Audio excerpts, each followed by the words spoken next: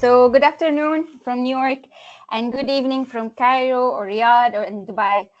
Welcome to today's Alpha Hub virtual event on Vision 2030, bridging the US and the GCC investment ecosystems.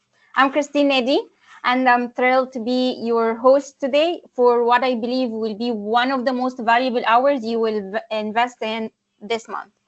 And I use that word intentionally, invest, because we're here to talk about a massive investment opportunity that most people are either unaware of or unsure how to access. And here is the reality.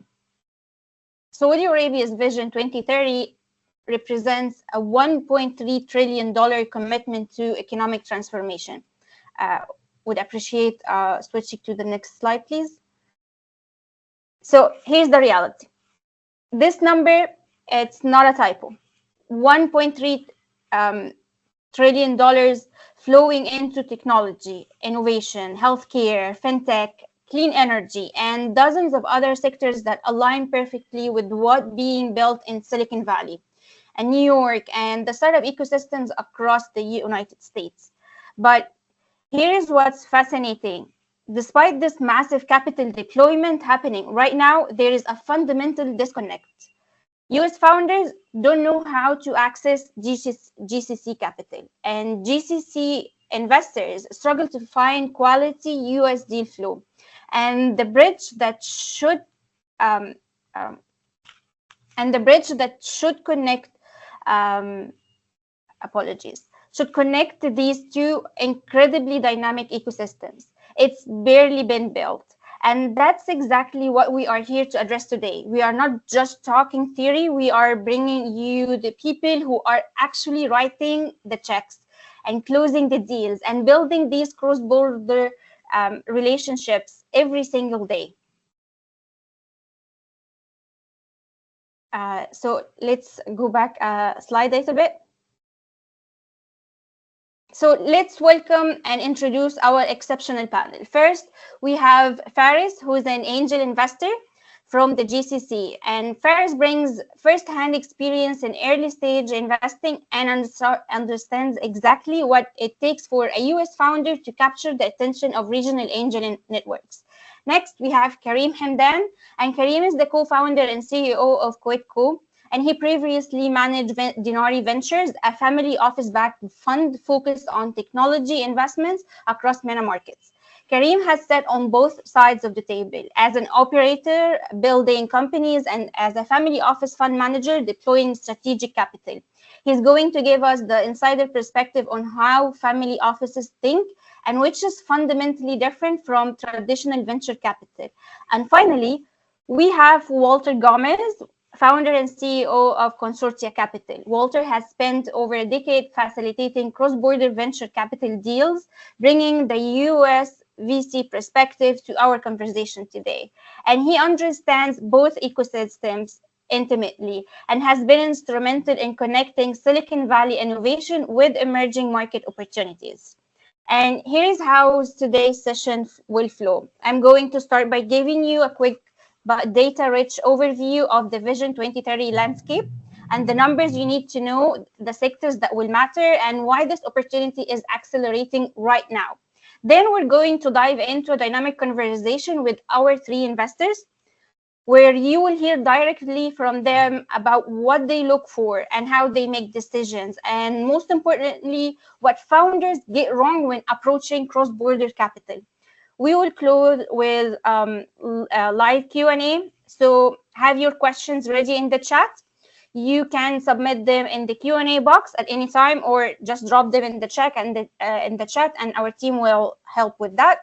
And we will make sure you get to as many as possible. So one quick housekeeping note: this session is being recorded, and all attendees will receive the recording plus additional resources within an hour of us wrapping up today. So you can focus on the conversation without worrying about taking notes on every detail. So let's start with the foundation. Let's move to the next slide, please. Thank you.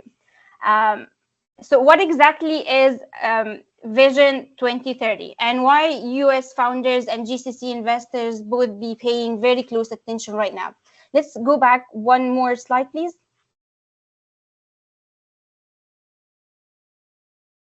Thank you. Let's go one more slide, please. Oh, so let's skip to the next one. Thank you. So Vision 2030 is Saudi Arabia strategic framework for economic diversification. It's not just a government initiative. It's a complete reimagining of how one of the world's largest economies operates. This goal is ambitious: reduce dependence on oil and build a knowledge-based economy, and position Saudi Arabia as a global hub for innovation and technology and entrepreneurship. And they are backing this vision with real capital, massive capital.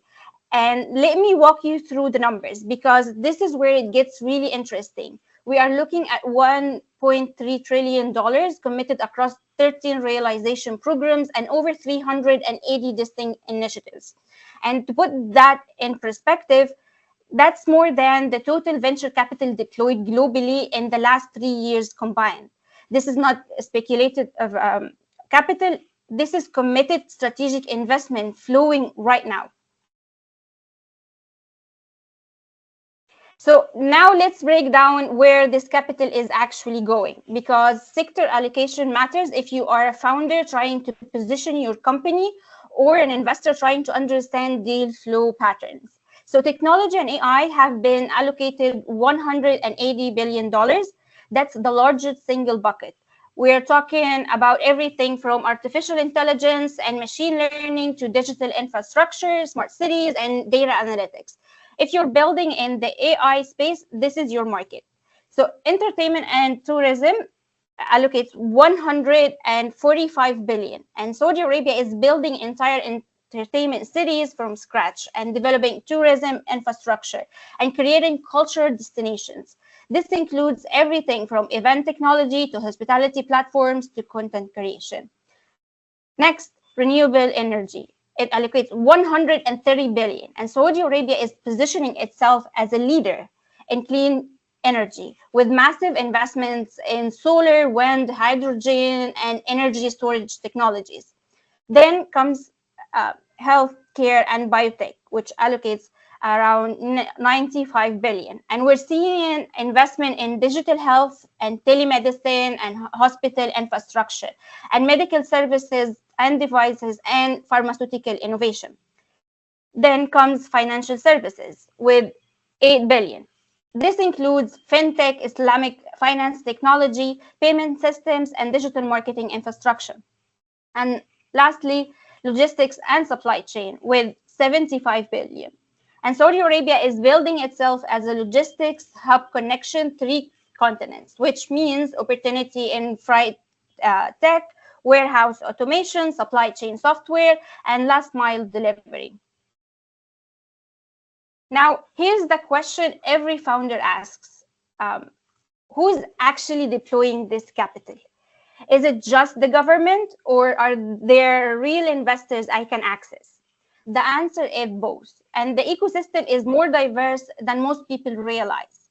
At the top, we have the Public Investment Fund, or PIF, with over $700 billion in assets under management. They are making massive strategic bets. We are talking about their investments in Uber, Tesla, Lucid Motors, and these are the headline deals. Then you have the Saudi Vision 2030 Fund with $40 billion specifically earmarked for supporting Vision 2030 initiatives. This is strategic capital looking for alignment with national priorities. Then we have SAGIA, SAGIA, which is the Saudi Investment Authority, focused on attracting international investment and supporting foreign companies entering the Saudi market. And that's where it gets really interesting for the US founders. You have family offices. These are privately held, multi-generational investment vehicles with an estimated $200 billion plus in deployable capital. These families' offices are increasingly looking at international opportunities, especially in the US, and they move fast when they find strategic alignment. You have also got over 40 active capital funds now operating in the region, and they are writing checks ranging from $500,000 at the seed stage all the way up to $50 million growth rounds. So the capital is there. The question is, how do you access it? And that brings us to the US connection, which is really the heart of today's conversation. Can we move to the next slide, please? Thank you. Here are the numbers that should make every US founder sit up and pay attention. Cross-border co-investments between US and the GCC investors increased by 340% between 2023 and 2024. That's not a gradual trend, that's actually explosion. And the average deal sizes for the US startups rising from GCC resources are $50 million compared to the global average of 8 million. So GCC investors are writing bigger checks. So success rates are also notable. 73% of startups that secure GCC capital reach Series B or beyond, which is significantly higher than the industry average. And here's the timeline advantage. US founders who successfully positioned themselves for GCC capital are closing rounds 60% faster than they would through traditional US VC routes.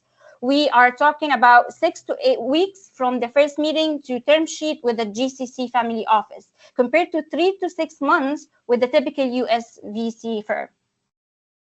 Now, before everyone rushes to start pitching to GCC investors, here's the key insight you need to internalize. This is not just about money, because GCC investors, particularly family offices, are evaluating strategic fit and Vision 2030 alignment alongside financial returns. They are asking, does this company solve a problem that matters to our region? Can this technology transfer to our market? Does this founder understand the cultural and strategic context they are entering? That's not a barrier at all. It's actually an opportunity for you, because if you can articulate that alignment authentically, you are not competing with 10,000 other startups in someone's inbox. You are suddenly in a much smaller pool of founders who have done their homework and understand what strategic capital actually means. And that's exactly what we're going to unpack in the next segment. We are going to hear directly from the investors who are evaluating these opportunities every single day. They are going to tell you what actually works, what kills your deals before they start, and how you should be thinking about cross-border capital in 2026. So, all right, Faris, Karim, Walter, thank you for being here. I want to start with the most fundamental question that every founder watching this is asking themselves right now. Faris, let me come to you first, because you represent the angel investor perspective from the GCC. When a US founder approaches you, whether it's through a warm introduction or they somehow find their way into your inbox, what are you actually looking for? What makes you say, yes, I want to take this meeting further, versus this isn't the right fit? Well, thank you, Christine, for the amazing question. I would say the main thing that most angel investors in Saudi Arabia are looking for is not just traction, but mostly revenue. Saudi Arabia, most angel investors in Saudi Arabia are one of the most conservative um, investors among the world. But once you get that much revenue, they are willing to put in the bank for you. Um so like I have a friend who basically had a startup, a retail startup. And in the beginning, he struggled with getting that much traction, not just from angel investors, but also from VCs. But once he got some revenue, not that much, uh, his inbox exploded. So the most important thing is basically revenue. That's great to hear. How did this founder actually align their mission to the Vision 2030? How did they make this alignment at the beginning of their pitch, and this at the beginning of this relationship with the investor, with you? Well, the most important thing that he did was actually uh, basically the digitalization of a certain sector in the retail sector. So he brought in the sector of women traditional clothing, and he basically modernized it and provided an app for it. And that app became popular, and it's one of the most trending apps right now. And it's the most recent evaluation of the app is around like 250 million riyals, which is around like 80 or 70 million dollars, which is a huge number. That's really helpful. And thank you for highlighting that and how would founders bring this alignment between their mission and the vision 2030. Uh, Perfect. So, Kareem, I want to bring you in here because family office capital is very different from angel investing. And I think founders often conflate the two. Walk us through how a family office evaluates a startup, whether a US startup or a startup from the region. What are you optimizing for that's different from what Faris just described?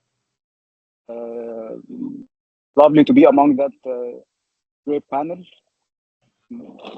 I'll take you through the process of family office itself because family offices is a bit tricky to build the relation with them. As you mentioned, there is part traditional. And this is very related to our region. So you need to understand the culture. You need to understand the mechanism of how that family office is functioning. Because basically most of the family offices are LPs in other funds. So you reach their money out of other funds that they are already involved in. This is one side of the game. So you can kind of play with them the game of dating before marriage in order to give you the introduction to their GPs. This is one direction. Other direction is also family offices are more into CVCs. So most of them are building corporate venture capitals across one of their portfolio companies, traditional portfolio companies with a specific focus. So if I'm reflecting on my experience with the Dinari Ventures, it was part of a CVC under a C-Trade framework related to the family office. So basically, Dinari was more into supply chain investments. So this is very important to understand what kind of channels you can reach out to the family offices, either directly with a relation to give you introduction to one of their GPs or getting into one of their investment vehicles, which is more will be related into a specific industry, which is relevant to the portfolio companies. And if they are investing directly, you need to build the relation first. It's very personal relation. It's very personal related because they will never try. Even we as GPs under the family office directly, we need to build relation and build that, get into the process of getting the trust, understanding who we are, our track record. I will echo a lot of what you are or what you have already mentioned, which is related to our Arabian culture and Arabian part of the world. So I believe these are the three channels directly through them, and it's very rare to find family offices that will give you the time and space to invest for a check of whatever it's a pre-seed round or seed. You might find them in a very later stage pre-IPO checks with a minimum of 10, 15 million USD. But otherwise, they can give you introductions to their GPs or getting you under one of their CVs based on your industry or your sector that you're trying to innovate in. This is pretty much what I can relate to based on my experience as well. Thank you, Karim. That's really important distinction. Let's call it patient capital because it needs the time 100%. to materialize. You need to build up the relationship first. That's really insightful. Thank you. So I want to dig into that a little bit more in the moment. But Walter, let me bring you into this conversation because you represent the US VC perspective in our conversation. So for founders who are based in the MENA region and looking to access US capital, or even for those US founders who are used to traditional Sand Hill Road playbook, How should they be thinking about approaching US venture capitalists? What are you looking for when you are approached by founders? Thank you, Christine. Thank you for your question. Thank you, everyone, for joining. Just to give you a little bit of where my answers come from, I have a background in private equity. I spent some time working on real estate development, and I've been sitting on both sides of the table, both as a founder, both as an investor. So I understand both worlds pretty well. And it's a unique situation when you are looking to raise money and you say, I got this amazing idea or product or MVP or whatever the case is, and why aren't people paying attention? Is this a real signal that what I am building is not right for the market? And maybe it's none of that. I'll say that when it comes to reaching out to venture capital investors, and this is one of the reasons why I believe the industry is broken. A warm introduction is key. These guys get tons of emails, they get tons of phone calls, and it's difficult if you put yourself on their shoes. You got to understand that it's difficult for them to be able to digest all of this information, to filter out through all of that deal flow, because there might be some really good deals coming through the table. Yours could be a really good deal. There's also going to be a lot of deals that are not worth paying attention for them for many reasons. Maybe they do not fit their investment thesis in one way or the other, or it's not the right stage, or whatever the case is. So, first of all, you have to not just kind of reach out to anyone. You have to try to find those investors that do fit your stage, your industry, your location, your business model, and once you have identified those, look for a warm introduction. We will talk a little more about this later, but this is one of the problems that Alpha Hub, the platform that we are bringing to market very soon, and everyone is invited to join for free for a limited period of time, is going to fix these problems because it's very difficult for you as a founder to be able to do that. As an investor, you have an investment thesis, and it's going to be a very strange scenario if you see an investor getting out of that investment thesis just for a particular opportunity. So that's how the industry is. Thank you. Thank you. So we're starting to see some interesting patterns here. So each of you is evaluating opportunities through a different lens, but there are some common threads around traction and strategic thinking when it comes to approaching investors. Now I want to shift to a question that I hear all the time, and it's almost always rooted in fear or uncertainty. Faris and Kareem, let me pose this to both of you. There is a perception among US founders that MENA investors are harder to access, that you need to know someone who knows someone, and that it's all about personal relationships, and that if you don't have those warm intros, you're locked out. How real is that perception? And what's the actual reality of accessing the region's capital? Faris, the floor is yours. I mean, there's some truth to that actually, because of the fact that there is a language barrier. I mean, this is the main, I would say, the main barrier that most U.S. founders will face. But other than that, access is actually, I think you mentioned this point before, the fact that there isn't much startups. The startup industry in Saudi Arabia is pretty small compared to other countries and compared to other regions around the world. And the liquidity is higher than most countries as well. So there is opportunity for sure, but I would say the language barrier is probably the biggest one that founders will face in contacting angel investors. But the new generation of angel investors either speak English or have someone who is their main helper who can speak English very well.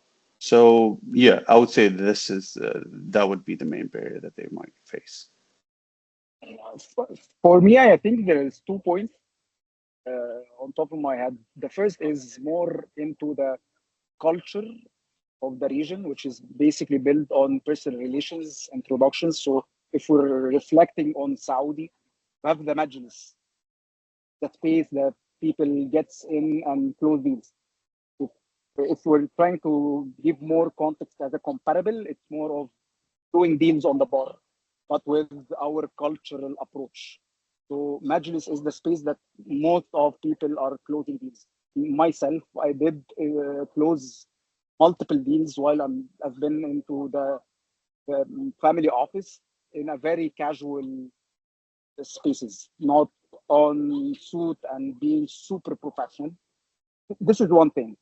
And that's why every founder should understand who they are talking to and what's their background. And even if Faris mentioned, which is very true, there is a barrier of language. They need to think and innovate in how to get along with these investors and kind of jump over that barrier in order to get them involved, because aside of the money, they will give them lots of values. Access to market, access to regulators, access to network, access to distribution. They're super important for them.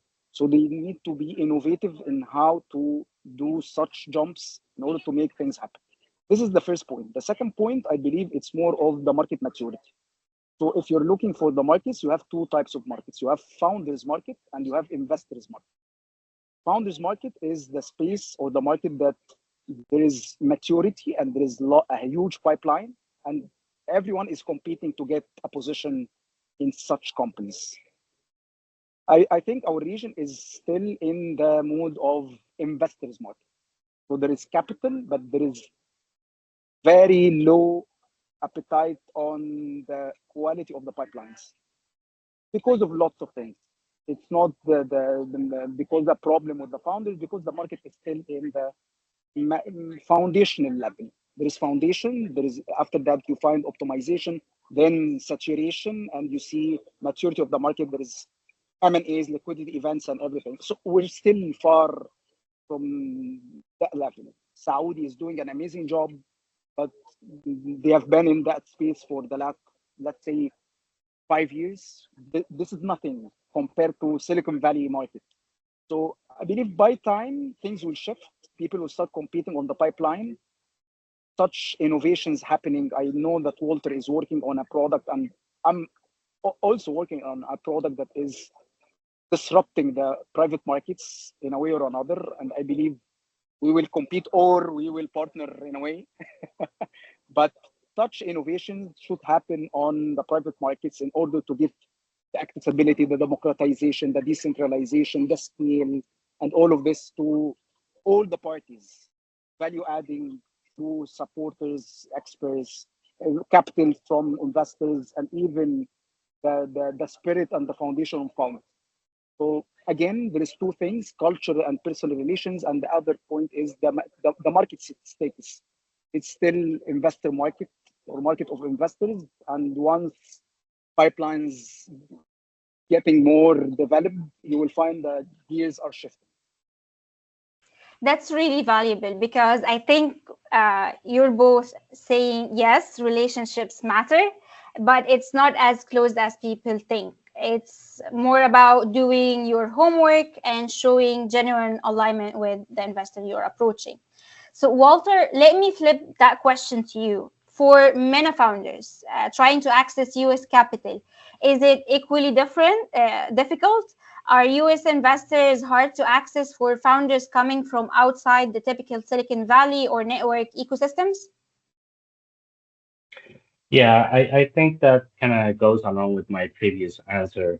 It's you're not gonna have an investor out of the US that focuses on opportunities that are local to them and go and invest in a market that they probably do not understand, do not know. That's just really difficult for any one of us. Like if you ask me, hey, what do you think about this investment opportunity in Tokyo? I'm like, I have no idea. Could be the best opportunity in the world. And I don't know. I don't know anything about the market. I don't know anything about the competitors. I don't know anything about valuation. I don't know anything about that specific region. So they will have to find investors, not only in the US, but really across the entire planet that are aligned with the global perspective, that they are open to investments in that specific region. And my recommendation, my suggestion would be that you find investors that are working in the US and do have some sort of presence in the MENA region. So that way they will have an understanding of the market, the industry, and all of these elements that I explained before. But those are the critical points. Once you have validated those, I don't think it's going to be any different if you are pitching from the MENA region or if you are pitching from California or if you're pitching from New York, so long you are aligned with that investor's capacity to invest in those regions. Uh, to also add to that, there is the Saudi company called Sadi, which gained some investments from, I think, Valor Ventures, which is owned by Peter Thiel.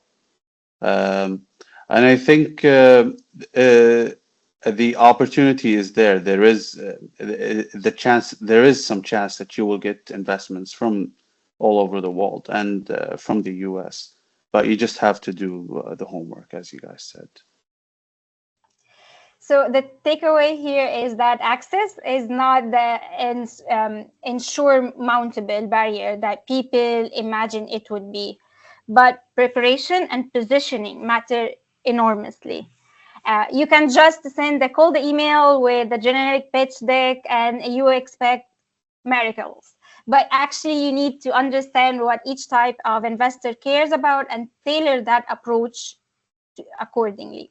So now I want to hear some real stories because I think we've already mentioned a couple earlier, but would love to hear more about because I think this is where the learning actually happens. So I would love for each of you to share a specific example of a successful deal you've done with a startup. What made that deal work? What did the founder do right?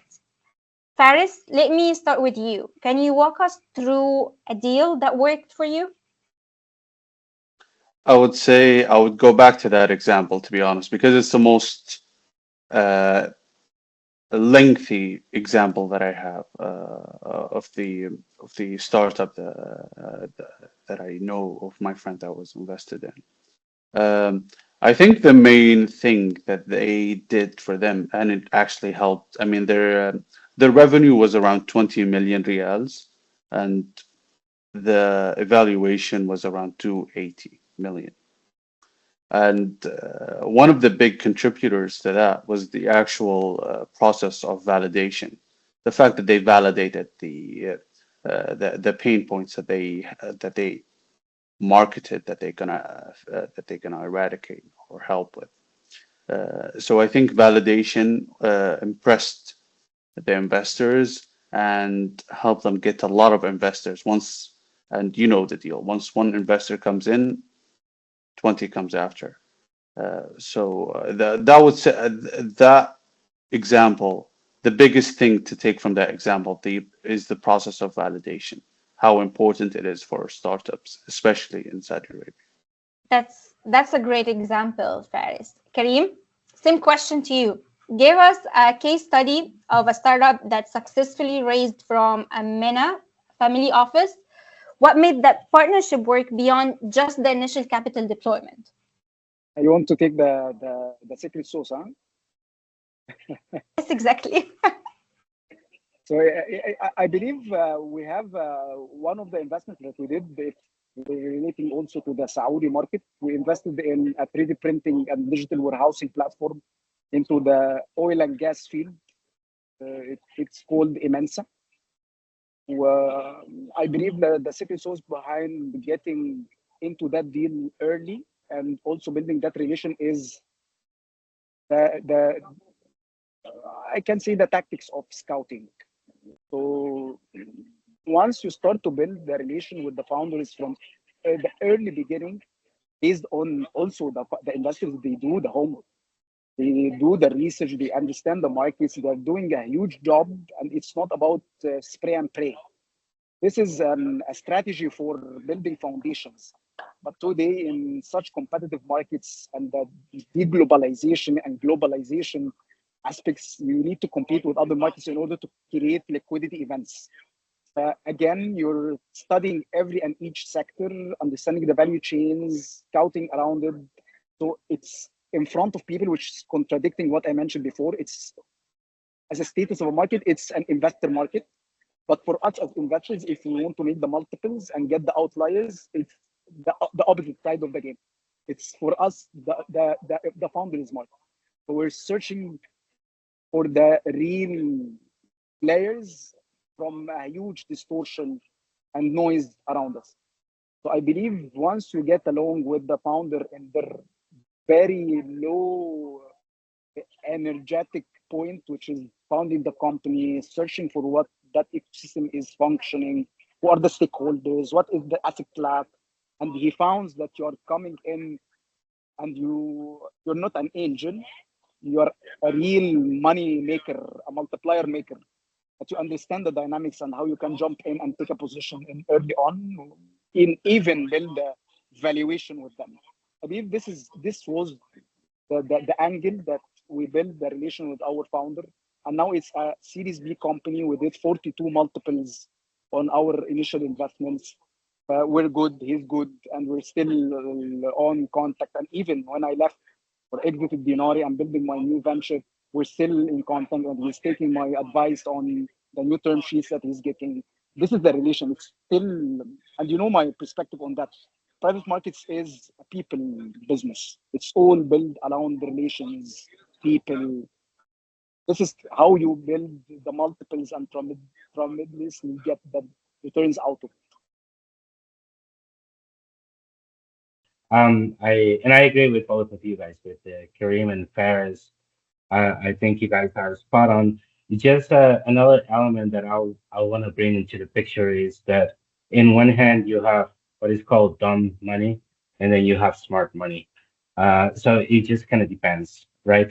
Sometimes you can find people that they just, or investment groups even, that they will just invest in your company, and that's all that comes to the table. Just a check, and that's it. There's no network, no support, no door opening process, nothing.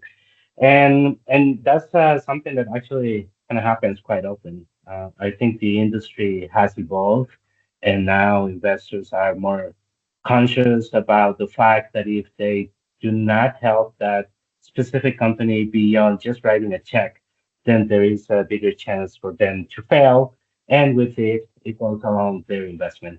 So I have to say that in our case, we have gone through that. We have taken money, but it was just money. We just raised some funds, and that's all we got, a check. In some other cases, and it's pretty tied to what you were saying, Kareem. It comes as a result of a close relationship. Like I understand how difficult it is to raise money and how difficult it is to build relationships if they do not exist. It's something you cannot do overnight.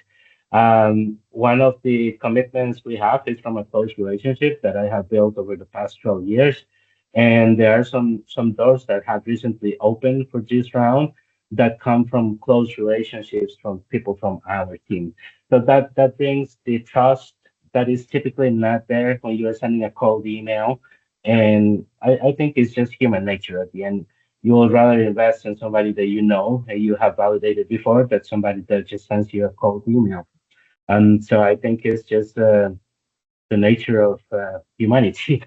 That's again one of the problems we're trying to fix, and the intention is not to try to pitch Alpha Hub here, but that we understand these pain points, and we have seen them very closely, and we want to create a solution for it because a lot of times there are good companies, good ideas, good founders, and just finding the investors is the biggest pain point. So that's go ahead, Kareem. I'll just double down on a point that you mentioned, that is that the industry is maturing or getting developed. Because right now you started to see innovations into the investment legacy. I believe everyone was innovating around fintech and financial technology. And right now we started to see people getting into asset management, getting into wealth management, which I believe is a signal that that market is maturing, that market is scaling, and the old school vehicles will never accommodate such growth and potential. So you need technology to get into, you need innovations to get into, to get that access. AI now is doing an amazing job in translating the language, killing that barrier of entry. There is a lot of tactics around this, and I believe our pipelines and founders are the innovators, and we are investors in the innovation. So everyone needs to start utilizing the technology to get the opportunities across. This is how things will happen. These stories are incredibly valuable because your insights are just on the top.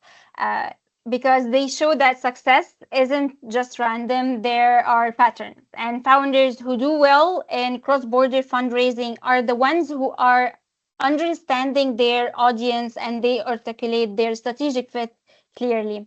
And they can build genuine relationships. Now, let's talk a little bit and flip the side because for every success story, there are probably 10 founders who made avoidable mistakes. I want to go around the panel quickly on this one. What are the biggest mistakes you see founders make when approaching your type of capital? And let's be candid here because this is where founders can actually learn and avoid wasting time. Paris, what are the top mistakes US founders or founders from the region make when pitching angels from the region? I would say that thinking that angel investors are just dumb, that they are just a bunch of dumb people, that they're gonna give them millions of money, or like how much money that they imagine that they will get. I know a professor at a very prestigious university who also thought the same thing and is still struggling to getting funds for a project and a startup that is actually validated not only by surveys but also by research and publications.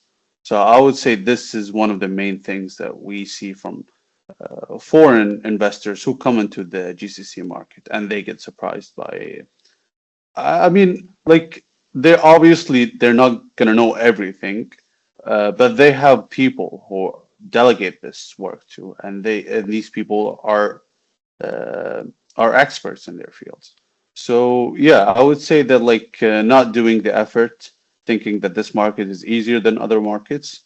No, you still have to do the homework. Obviously, there isn't much competition here, but you still have to do the homework.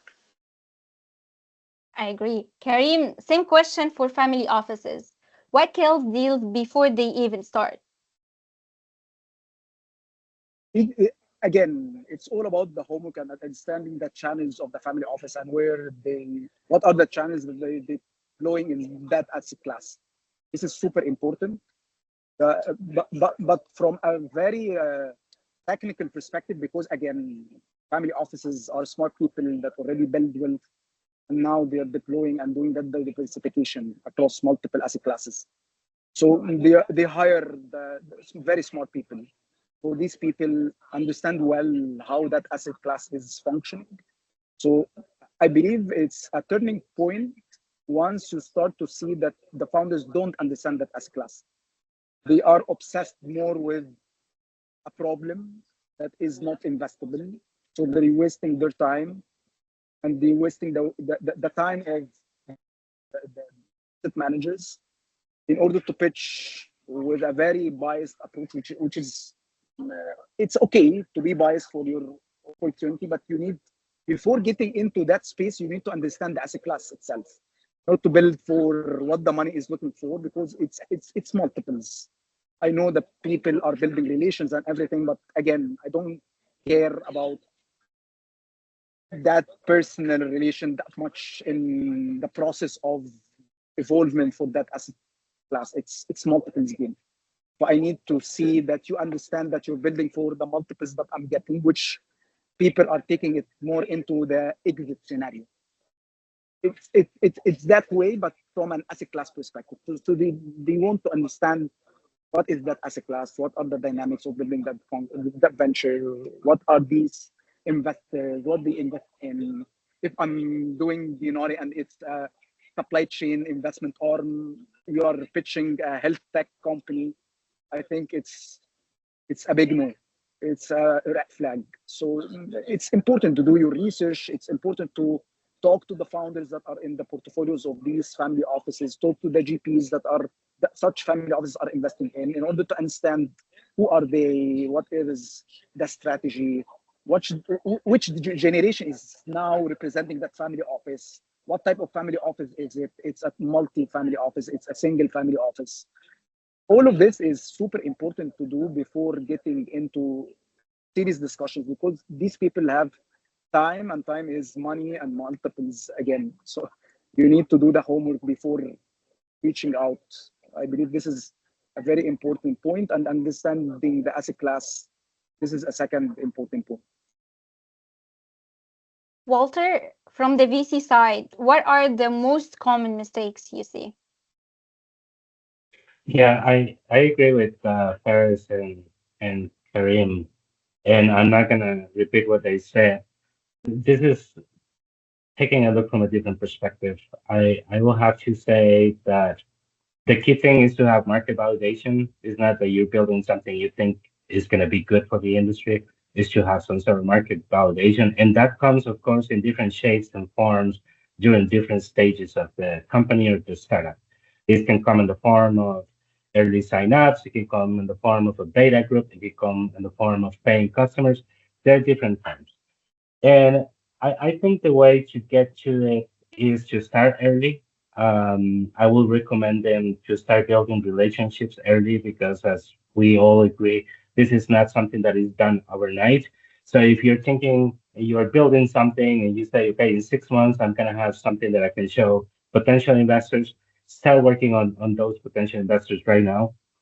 You have to understand that this is not going to be an easy road.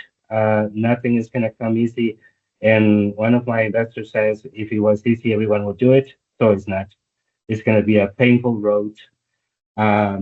If you're not determined to do it, don't even bother to get started. You're going to find all the different difficulties and painful situations along the trip, the ones that you didn't even think of. So start there. Then I will say, don't believe the BS that you find online. Don't pay attention to things like we'll create you a killing pitch deck. That's not going to change anything. Your pitch deck is not going to fix anything. It's not going to get you money. We will do this. We will do that. Don't pay attention to that. Just focus on building what you are building. Focus on validating that there is a market for you, and to prove that theory. Once you can prove that theory, you'll get access to the money and all the doors will open. It's like this guy said. Um, Once you get an investor in, then they will start lighting up for you. And also understand that the initial concept of creating a company is not to get investors. The initial concept of creating a company is to generate revenue.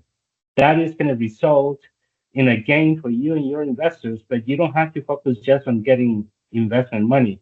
Focus on making that company as a company that produces real revenue. So that's my 55 cents worth.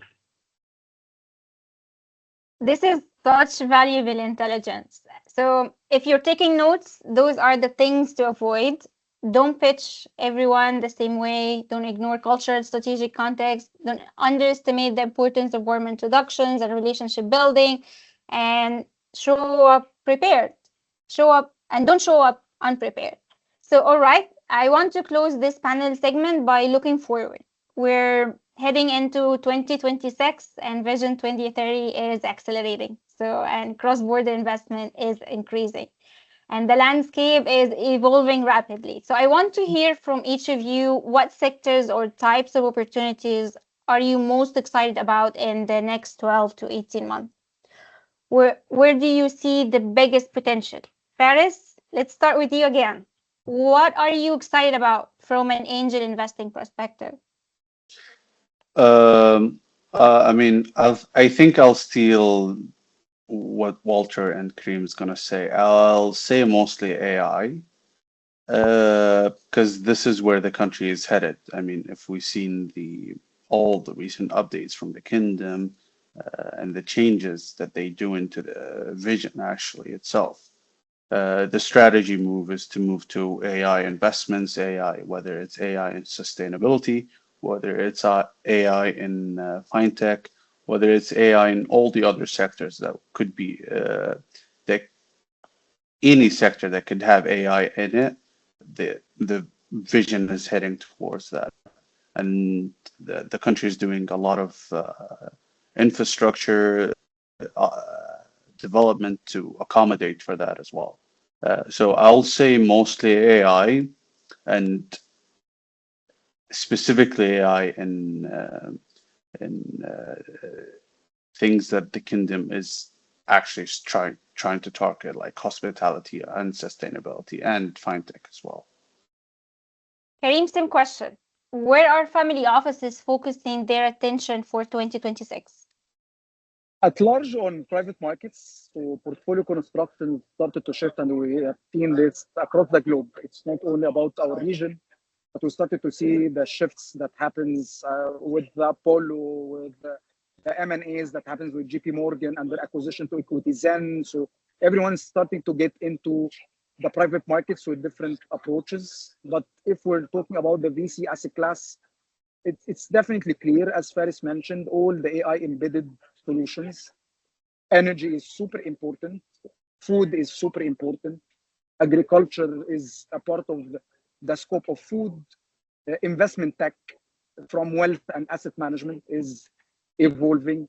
Space and how we will utilize space as a service across the universe, it's super important. Healthcare nowadays and agriculture after AI is started to be profitable. So you can start deploying technologies in that space. So it's all about the sectors that serves the population and serves our edge, which is basically the youth. We are a population of 60% below 30s. Can you imagine? Walter and the US and Europe are now trying to compete with the AGI population. And we have the power of the real humans that can be upskilled with AI, and easily they will kill how things are evolving on the side. So I believe this is the edge. I believe we've lost Kareem. Walter, um, from the US venture capital, just we get Kareem back. From the US VC perspective, what trends are you paying attention to when you look at the markets? I think markets create bubbles, and I don't want to be the devil's advocate here, but it's just to bring a different perspective. I had gone through the real estate bubble in 2008. That crashed my first company. I can say that it wasn't a pleasant experience by far. I was gone through the blockchain bubble when there was a new token created every minute of the day. I was part of a company that was doing that. I saw that bubble get inflated and explode on everybody's face. And now we have the AI bubble. If you pay attention to the news, you're going to see that this is a real trend. And this is going to probably end up within energy shortage and some not very positive results, but that's for a different webinar. What I will say is that we are still focused, the US still focused on AI.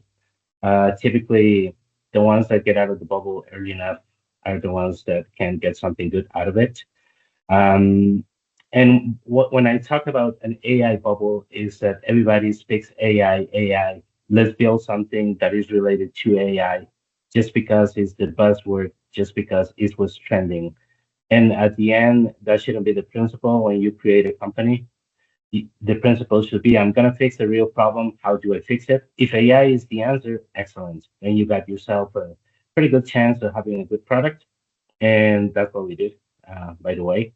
But you see all these companies, I'm using AI, and they're really plugging into the ChatGPT's API or Grok's API or whatever. It's not real an AI company.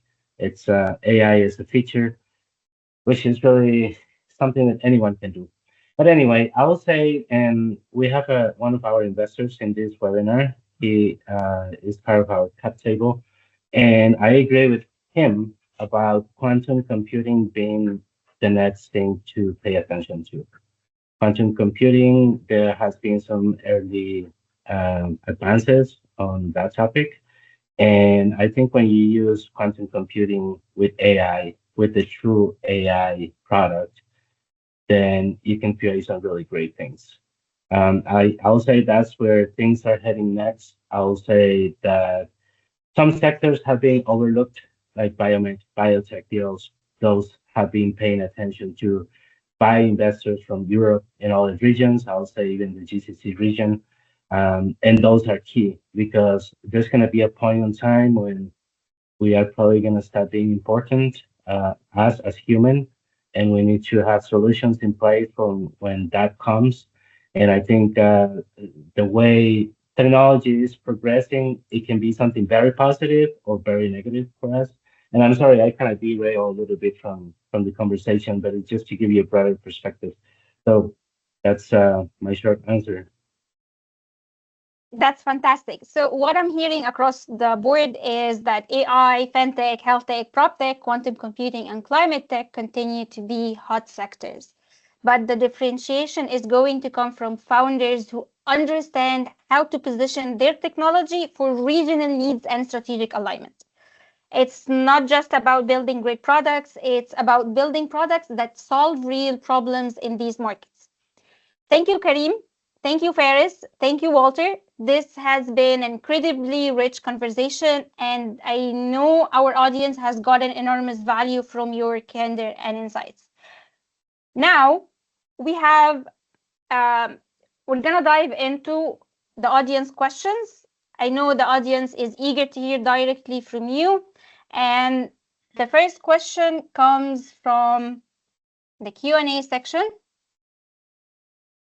So as GCC and Saudi investors, what signals help identify whether a startup is genuinely aligned with Vision 2030 and not just tailoring their pitch to access capital? So Faris and Karim, I'm going to leave the answer to both of you. Faris, the floor is yours.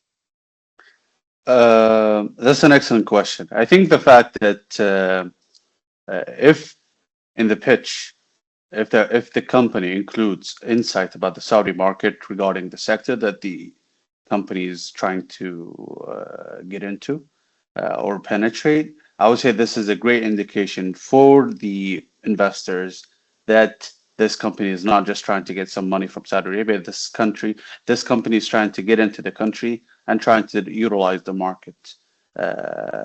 So getting some insight about the Saudi market regarding whatever industry that you're trying to get into is definitely something crucial. So you show to the investors that you're not just for the money. No, you're here to build something in Saudi Arabia, something that will be popular, something that could be huge in the country itself.